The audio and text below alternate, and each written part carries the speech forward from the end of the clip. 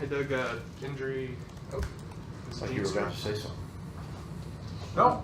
You weren't? You're looking at me. I thought you were about ready to ask a question. Injury updates on Evan Ingram, Darnell Savage. How do they look for going into Monday? Evan right now, he's a little bit further away. So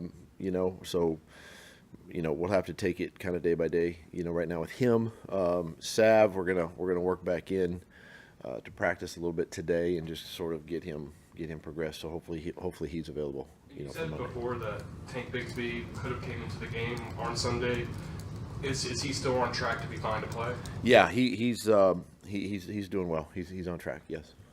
How do you assess Trevor's play through two weeks? I know there's been some good, some bad, but where does he rank in the grand scheme of all the issues on offense?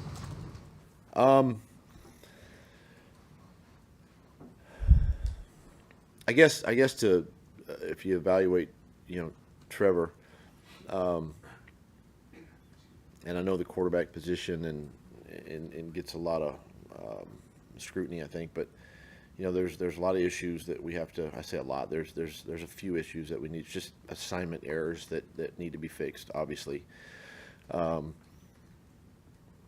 think he's done a good job. Can he be better? Yeah, he can be better. And I think that's all part of just the continuing, to grow. I think too. You look at, we've had more, backed up drives in 2 games. I think we've had in 2 years. To start. So our starting field position has been tough. So there's some challenges there too, right? So, we face some certain, situations there. But I think he's on track. He's doing some really good things. The game the other day, we just didn't have enough opportunities in the first half. He's made some really good throws down the field to Brian, and we continue to push the ball down the field. And I think too, when it's not there, he's done a good job of pulling it down, either running or finding the back. So we just got to keep working.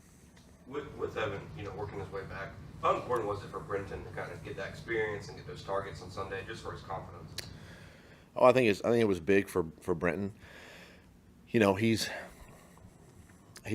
the type of player we know that he is. That he's capable of being, and he did some really good things. Played well. Played physical too in the run game, which was good to see. And he's done that, since he's been here. So it just adds more to his confidence, obviously, and it just continues to, I think, grow with the offense, and he gets more opportunities. Now, I know you guys see that from him in practice. What does it do for you as a coach when you see him do it in a game? That's why we drafted him, and that's why he's here, and he's got that capability of not only running but running routes, or I should say run blocking and running routes, and he's physical, so it's good to see. Kind of going back to the quarterback situation, but tangentially, passing seems to be down in the NFL league-wide. Can you put your finger on why, maybe?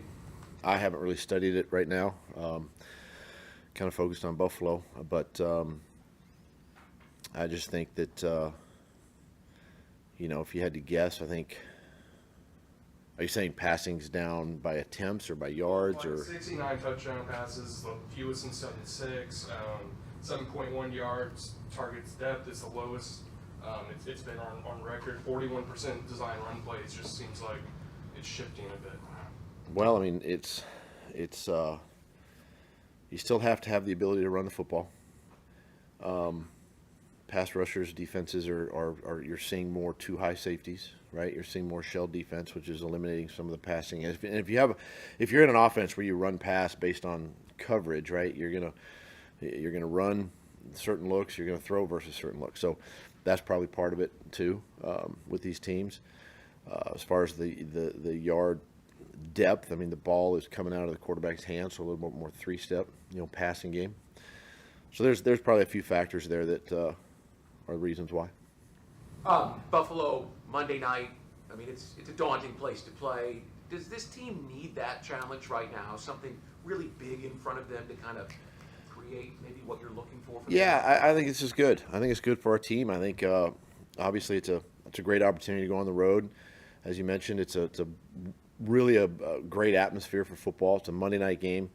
The fans are going to be, juiced up and ready to go, and it'll be good for us. I mean, it's a benchmark. It's a measuring stick game, right now, and great for our players to be, in these when we need to be in these atmospheres. We need to be in these situations more, and this is a great opportunity for them.